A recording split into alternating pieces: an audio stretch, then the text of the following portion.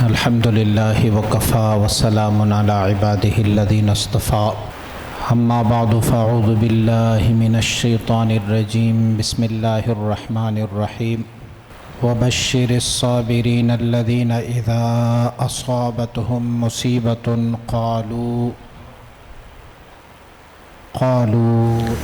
أولئك عليهم صلوات من ربهم ورحمة وَأُولَئِكَ هُمُ الْمُهْتَدُونَ صدق اللہ مولانا العظیم وصدق رسولہ النبی الحبیب الکریم الامین ونحن على ذلك لمن الشاہدین والشاکرین والحمد للہ رب العالمین۔ درود شریف پڑھیے اللہم صلی علی سیدنا و مولانا محمد وعلی آل سیدنا و مولانا محمد وبارک وسلم علیہ۔ محبت سے پڑھیے الصلاۃ والسلام علیک یا سیدی یا رسول اللہ وعلی آلک و اصحابک یا سیدی یا حبیب اللہ۔ الصلاۃ والسلام علیک یا شفیع المذنبین وعلى آلک و اصحابک یا سیدی یا رحمت للعالمین۔ حضرات سالکین محترم، اللہ رب العزت نے انسان کو تخلیق فرمایا ہے تو اس انسان کے بارے میں اللہ کریم نے زندگی اور موت بھی پیدا فرمائی اور فرمایا کہ میں نے موت اور زندگی کو اسی لیے پیدا فرمایا ہے لِيَبْلُوَكُمْ أَيُّكُمْ أَحْسَنُ عَمَلًا، تاکہ تم لوگوں کا امتحان لیا جائے کہ آپ میں سے کون ہے جو نیک عمل کرنے والے ہیں۔ اب یوں سمجھ لیجئے کہ یہ دنیا جو ہے یہ کائنات ایگزام سینٹر ہے، امتحانی سینٹر ہے، اور اس پروسیس سے بہت سارے لوگ گزرتے جاتے ہیں۔ کسی پر غم اور دکھ، کسی پر کوئی مصیبت، کسی پر کوئی تکلیف واقع ہو جاتی ہے،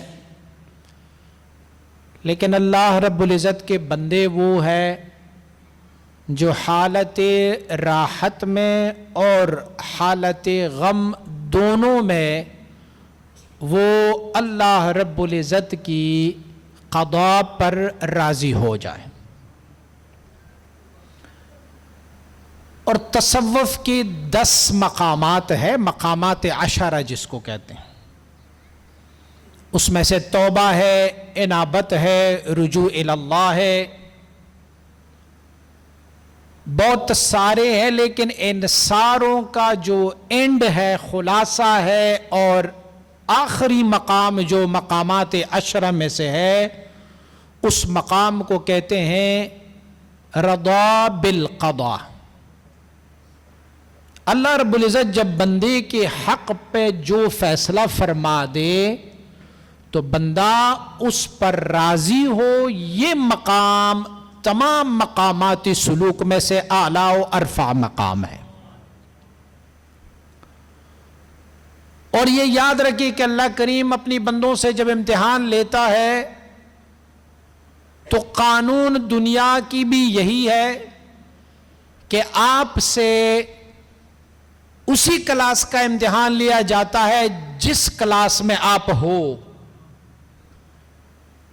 اگر آپ پرائمری میں پڑھنے والے ہو تو آپ سے مڈل کی کلاسوں کا ایگزام نہیں لیا جاتا، اگر آپ مڈل میں پڑھتے ہو تو آپ سے میٹرک کا ایگزام نہیں لیا جاتا، اگر آپ میٹرک میں ہو تو آپ کو ایف اے اور بی اے کا نہیں لیا جاتا ایگزام۔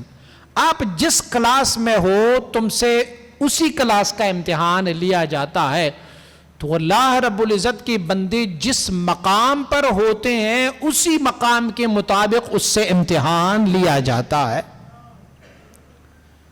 ذرا سوچے تو صحیح، اگر مجھ سے اور آپ سے وہ والی امتحان لی جاتی کہ جو امتحان سیدنا ابراہیم علیہ نبینا علیہ الصلوۃ والسلام سے لیا گیا ہے،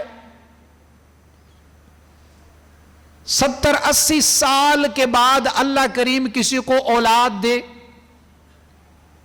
اور وہ ولد، وہ بچہ بھی ایسا بچہ ہو جس کے والد بھی نبی ہو، جن کا دادا بھی نبی ہو، جن کا بھائی بھی نبوت کے حامل ہو، اور جن کے نسل سے میرے اور آپ کے آقا احمد مجتبی محمد مصطفیٰ صلی اللہ علیہ وسلم بھی ہو، اور بچہ ہو بھی بہت پیارا، 70-80 سال بعد پیدا ہوا ہو، اور تجھے حکم دیا جائے کہ اسے اپنے ہاتھوں چھری سے ذبح کر لو، تو بڑے بڑے ان کا ہاتھ کانپ جائیں گے نا۔ لیکن رب کریم نے مجھ سے اور آپ سے یہ امتحان نہیں لیا، کیونکہ میں اور آپ اس امتحان لینے کے قابل ہی نہیں۔ مجھ سے جب امتحان لیا جاتا ہے تو وہ میری پاور کے مطابق، میری طاقت اور قوت کے مطابق امتحان لیا جائے گا، اور اللہ کی ولیوں سے جب لیا جاتا ہے تو سیدنا ایوب علیہ نبینا علیہ السلام کے امتحان کو دیکھو، سیدنا یونس علیہ نبینا علیہ السلام کے امتحان کو دیکھو، سیدنا موسیٰ علیہ نبینا علیہ السلام کے امتحان کو دیکھو، سیدنا عیسیٰ علیہ نبینا علیہ السلام کے امتحان کو دیکھو، یار بابا آدم سیدنا آدم علیہ نبینا علیہ السلام کے امتحان کو دیکھو۔ تو عرض کرنے کا مقصد یہ ہے کہ یہ دنیا جو ہے یہ دار الامتحان ہے، اور ہم یہ سمجھ رہے ہیں کہ مصیبت ایک ہے جس کے بارے میں ہمیں رب نے فرمایا کہ وَبَشِّرِ الصَّابِرِينَ الَّذِينَ إِذَا أَصَابَتْهُمْ مُصِيبَةٌ قَالُوا إِنَّا لِلَّهِ وَإِنَّا إِلَيْهِ رَاجِعُونَ۔ ہم سمجھ رہے ہیں کہ باپ فوت ہوا تو بس ہم لوگ اکٹھے ہو جائیں گے، وہ کہیں گے کہ جو رب کی مرضی، ہم کہیں کہ جی رب کی مرضی، اللہ کی مرضی، اور ہمیں یہ سمجھایا جا رہا ہوتا ہے کہ بھئی یہ جو مصیبت ہے یہ ہے کہ باپ فوت ہو جائے، بیٹا فوت ہو جائے، بیوی فوت ہوئے، بچہ فوت ہو جائے، یہ ہے مصیبت، اور اسی پر ہم نے صبر کرنا ہے۔ بقیہ جب بھی مصیبت آئے تو ہم جزا فضا کر لے، روئے دھوئے، نہ فقہا نے لکھا ہوا ہے کہ یہ جس مصیبتوں پر صبر آیا ہے وہ صرف اموات کی وجہ سے نہیں ہے کہ آپ کا کوئی بندہ فوت ہوا ہے تو حکم دیا گیا ہے کہ اس پر صبر کر لو، بلکہ صبر کی کئی مراحل ہے۔ یہ جو بتایا گیا ہے کہ وَبَشِّرِ الصَّابِرِينَ، یہ صبر کرنے والوں کو بشارت دیجئے، الَّذِينَ إِذَا أَصَابَتْهُمْ مُصِيبَةٌ، جب ان کو کوئی مصیبت پہنچ جاتی ہے تو پھر وہ کیا کہتے ہیں؟ اِنَّا لِلَّهِ، ہم اللہ ہی کے لیے، وَإِنَّا إِلَيْهِ رَاجِعُونَ، اور ہم نے اسی کی طرف رجوع کرنی ہے۔ اس کا مطلب یہ نہیں ہے کہ صرف باپ دادا فوت ہوا، بیٹا بھائی بہن فوت ہو گئے تو اس پر صبر کرنا ہے۔ فقہاء نے فرمایا صبر 3 قسم کا صبر ہے۔ ایک صبر جو ہے وہ علی المصیبت ہے، کوئی مصیبت آئی، باپ دادا بھائی بہن کوئی فوت ہوا تو انا للہ و انا الیہ راجعون، اس پر صبر ہے۔ دوسرا بھی ایک صبر ہے، فرمایا صبر عن المعصیت، گناہوں سے اپنے آپ کو صبر کر لینا۔ اور فقہاء نے فرمایا ہوا ہے کہ یہ والا جو مرحلہ ہے نا، گناہوں سے اپنے آپ کو صبر کر لینا، گناہوں سے اپنے آپ کو روک لینا، فرماتا ہے یہ اس پہلے والے صبر سے کئی درجہ افضل ہے، کیونکہ پہلا والا صبر جو ہے وہ تمہیں آٹومیٹکلی چند مہینوں کے بعد خود بخود آئے گا۔ سب سے عزیز ترین جگرگوشہ بھی فوت ہو جائے تو مہینے بعد قرار آ ہی جاتی ہے، صبر آ ہی جاتا ہے۔ اور صبر یہ نہیں ہے کہ آپ کو 1 مہینہ بعد صبر آئے، بلکہ صبر جو ہے وہ علی اول الوہلہ، جب پہلا حادثہ ہو جائے نا تازہ اسی میں صبر ہے، بعد میں تو ویسے بھی صبر ہو جاتا ہے، پہلے مرحلے میں پہلے لمحے میں صبر یہ جو ہے لازم ہے۔ تو فرمایا جو صبر عن المعصیت ہے، گناہوں سے اپنے آپ کو روکنا ہے، گناہوں سے اپنے آپ کو صبر کر دینا ہے، فرماتا ہے یہ پہلے والے صبر سے اعلیٰ و افضل و بہتر ہے، کیونکہ یہ والا مصیبت جو ہے نا یہ گناہ والی مصیبت، یہ سب سے مشکل ترین کام یہی ہے. اور پھر ہمارے پشتو کے شاعر گزرے ہیں عبد الرحمن بابا رحمت اللہ تعالی علیہ. آپ فرماتے ہیں کہ توبہ حلد شراب ہوتی، شراب مخ کی پراتوی. فرمایا گناہ سے اس وقت توبہ جو ہے وہ عظیم ترین توبہ ہے کہ جب وہ گناہ تمہاری دسترس میں ہو اور آپ اسے چھوڑ جائیں گے. یہ سب سے پہلے، یہ سب سے افضل، سب سے اعلیٰ. ایک بندے کو شراب مل نہیں رہی اور وہ کہہ رہے کہ ربا مجھے توبہ ہے شراب پینے سے. اصل توبہ یہ ہے کہ شراب تمہاری دسترس میں ہو، وہ خمر تمہاری دسترس میں ہو اور آپ ان سے توبہ کر لے، اس کی طرف تھوک دیں. اصل صبر جو ہے وہ اسی صبر کو کہتے ہیں. اور فرمایا تیسرے قسم کا بھی ایک صبر ہے.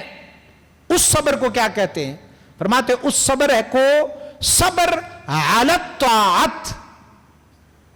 آپ جو طاعت و بندگی کر رہے ہیں اسی پر اپنے آپ کو وابستہ اور صابر رکھو سارے زندگی. فاستقم کما امرتا، جس چیز کی تجھے حکم دیا گیا ہے اسی پر وابستہ رہو. یہ والا صبر بھی پہلے دو صبروں سے اعلیٰ و افضل ہے. یہ اسی لیے اعلیٰ ہے کہ شیطان جو تھا وہ استاد الملائکہ رہے.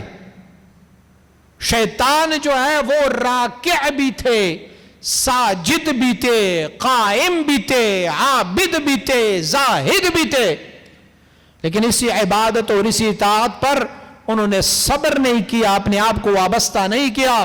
ایک تکبر آئی، فرمایا گیا سجدہ کر لو آدم علیہ نبینا علیہ السلام کو. کہنے لگے انا خیر منہ، میں تو اس سے بہتر ہوں.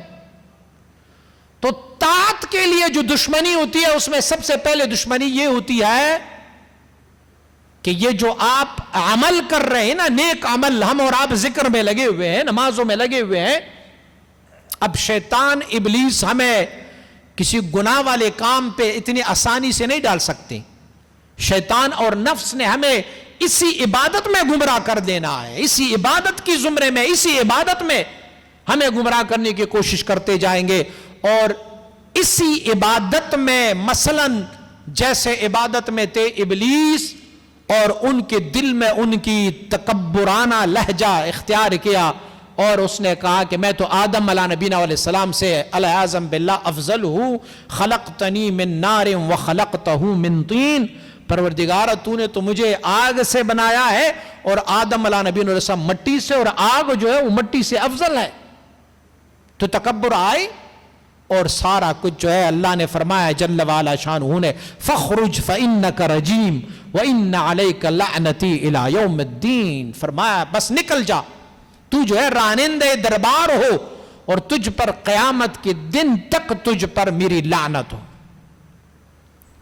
تو یہ والی صبر جو ہے علی الطاعت، یہ والا اللہ کی یاد، اللہ کے ذکر میں فی السراء والضراء، کوئی مشکل آئے، کوئی تکلیف آئے، کچھ بھی آئے، سردیاں ہوں، گرمیاں ہوں، جو کچھ بھی ہو، رب کائنات تجھے اس طاعت اور عبادت پر جو ہے وہ صبر عنایت فرمائے.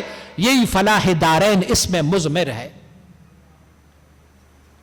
اور اسی پر ہمارے تمام احادیث مبارکہ اور ہمارے فقہا کے اقوال اس پر ناطق ہے کہ دیکھو افضل عبادت وہ ہے اگرچہ وہ کم ہو لیکن علی التواتر ہو، مسلسل عبادت ہو.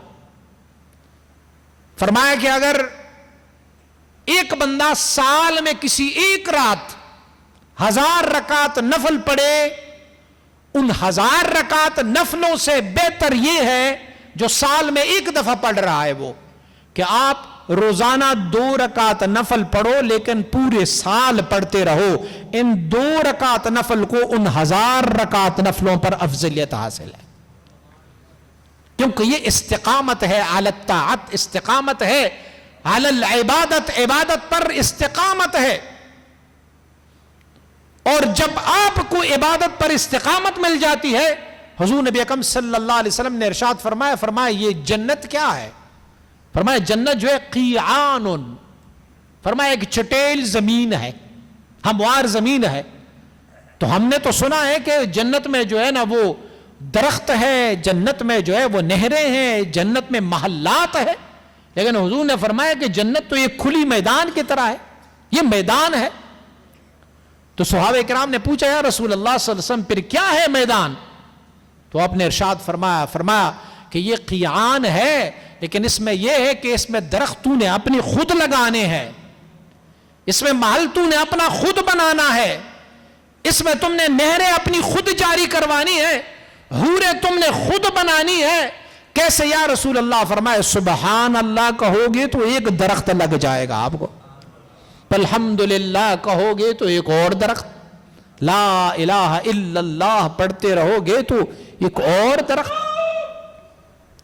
پھر آپ کی مرضی ہے، جتنی بھی آپ نے باغ کو آپ نے پھلنا پھلانا ہے تو اتنی ہی دنیا میں تسبیحات و تحلیلات کرتے رہو گے، تمہارا جنت کا جو حصہ تمہارے حصے میں ہے وہ پھلتا پھولتا رہے گا، ہرا بھرا رہے گا. پھر اسی کو کہتے ہیں استقامت اور صبر علی الطاعت، کے آپ نیکیوں کے کام پہ، آپ بزرگوں کے اقوال کو دیکھیں، ان کے حالات زندگی کو دیکھیں کہ حضرات مشائخ نے کتنی محنتیں کی ہے، عبادت و طاعت و ریاضت میں انہوں نے کتنی محنتیں کی، اور کتنی مصائب اور مشکلات آئے ہیں. مجھے یاد آیا کہ مجدد الفسانی شیخ احمد فاروق سرندی رحمت اللہ تعالی، آپ کو بادشاہ وقت نے گوالیار جیل بھیجا، اور گوالیار کا جو قلعہ تھا اس قلعے میں کوئی عام سزا یافتہ مجرموں کو نہیں رکھا جاتا تھا، وہ جو بہت سرکش مجرم تھے انہیں وہاں قلعے گوالیار میں رکھا جاتا تھا، اور جب وہاں قلعے میں اس کو رکھا جاتا تھا تو 2 سال تک کسی نے اس کا پوچھنا نہیں، 2 سال بعد ان کی انویسٹیگیشن ہوتی. تو وہ قلعے گوالیار کو مجدد رحمت اللہ تعالی کو اس قلعے گوالیار میں لے جایا گیا، اور اسی لیے لے جایا گیا کہ وہاں پر جتنی بھی تھے جیل میں وہ سارے ہندو تھے، اور وہ سرکشت اور گمراہ ہندو تھے. تو مجدد رحمت اللہ تعالی کو اس قلعے گوالیار میں لے گئی کہ یہ یہاں پر رہیں گے، اور اس میں ایک مطمع نظر یہ تھا کہ بندہ ہوگا اکیلا، آگے سے 300 ہوں گے مجرم، 300 ہوں گے قاتل، 300 ہوں گے مشرک. وہ 300 ایسے ہوں گے کہ جنہوں نے کبھی اللہ کو پوجا نہیں، کبھی کوئی عبادت نہیں کی، کبھی طاعت نہیں کی، کبھی انہوں نے نماز نہیں پڑھی، ہے بھی سارے مشرک. تو ایک بندہ اگر اس کے درمیان رہے اور 2 سالوں تک، کم از کم کوئی ذہن تو کھل جائے گا نا، کوئی نظریات تو بدل جائیں گے کہ یار سارا دن صبح سے لے کے شام تک وہاں پر بجن بجیں گے، وہاں پر دیوتاؤں کو پوجا جائے گا، تو کم از کم ایک بندہ جو ہے وہ چینج تو ہو جائے گا. لیکن رب نے جس کو استقامت نصیب فرمائی ہوتی ہے نا عبادت و طاعت پر، تو اللہ کریم اس کو ان کی وسیلے سے اللہ دوسروں کو بھی ہدایت دے دیتا ہے. آپ کو وہاں جیل میں ڈالا گیا، اور باختلاف روایت عرصے کے بعد بادشاہ نے حکم صادر کیا کہ چلے جائیں اور دیکھ لیں کہ اب کیا صورتحال ہے. جب قلعہ گوالیار کے قریب پہنچے، یہ حضرت صاحب روضۃ القیومیہ نے ذکر کیا ہے اپنی کتاب میں، تو جب وہ وہاں قریب پہنچے تو اس میں سے کسی بنبناہٹ کی آواز آ رہی تھی. تو ایک دوسرے سے کہنے لگے چلو جی ہمارا کام ہو گیا. اب یہ بجن گا رہے ہیں، ہندو جیسے وہ اپنی عبادت جو ان کی ہوتی ہے وہ بجن گاتے ہیں، گانے گاتے ہیں. آواز تو کچھ آ رہی تھی کہ ہمارا کام تو ہو گیا، لیکن جب دروازہ کھولا گیا تو منظر وہاں سراسر تبدیل تھا. 300 کے 300 جو ہندو تھے وہ مشرف بے ایمان ہو چکے تھے اور قرآن پاک کی تلاوت کر رہے تھے وہاں پر. تو کمال یہ ہے کہ اگر ایک بندہ صاحب استقامت ہو اور وہ اپنی استقامت کی وجہ سے اپنے دین پر مستقیم رہے، اپنے مسلک پر مستقیم رہے، اپنی عبادت و طاعت پر مستقیم رہے، تو پھر ہوتا کیا ہے؟ یہی ہوتا ہے کہ اللہ کریم ان کی وسیلے سے دوسرے لوگوں کو بھی ہدایت نصیب فرما دیتا ہے.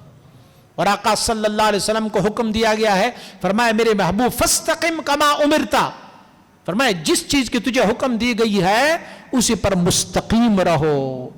بتایا گیا ہے نا کہ تندیے باد مخالف سے نہ گھبرا اے عقاب, یہ تو چلتی ہے تجھے اونچا اڑانے کے لیے. آپ نے عقاب کو دیکھا ہے, جب وہ پرواز کرتے تو اپنے دونوں پر کو پھیلا دیتا ہے اور وہ ہوا کے منتظر رہتا ہے کہ ہوا اگر مخالف سمت چل رہا ہو تو وہ اپنی پروں کو اس پوزیشن میں لاتا ہے کہ آگے سے جب ہوا اس کو ٹکراتی ہے تو اسے اور اونچا اڑا دیتا ہے. تو فرمایا اگر باد مخالف تمہارے سامنے ہونا تو عقاب تو ڈر نہ, مت ڈر, بلکہ یوں کرو کہ اپنے پروں کو پلا دے, رب کائنات تجھے اور اونچا اڑان نصیب فرماتا رہے گا. پھر تو یہی عبادت و طاعت و استقامت علی الطریقت و شریعت ہے جس کی توصیہ ہمارے بزرگ, ہمارے مشائخ جو ہے وہ ہمیں تلقین فرماتے رہتے ہیں اور ہمیں یہ کہتے ہیں کہ جیسے مصیبت پر تم صبر کرتے ہو, کوئی بندہ فوت ہو جائے, آپ کا عزیز و اقارب فوت ہو جائے, اس پر آپ صبر کر رہے ہو تو یہ دو اور بھی صبر اپنا لو, صبر عن المعصیت بھی اپنا لو اور صبر علی الطاعت بھی اپنا لو, تو تب جا کے تم اللہ رب العزت کے ان بندوں میں شامل ہو جاؤ گے جس کو بندہ کہلوانے کا حق رکھتا ہے, کہ جس کو کہتے ہیں عبداللہ. حضرت عبد الرحمن بابا نے یہی کہا ہوا ہے, اپنی طرف نسبت کر کے آپ نے فرمایا ہوا ہے کہ تو اب عبد الرحمن نہیں ہے, اے عبد الرحمن تو اب عبد الرحمن نہیں ہے, لیکن جب واقعی رب کا بندہ بنو گے تو تب عبد الرحمن ہوگے.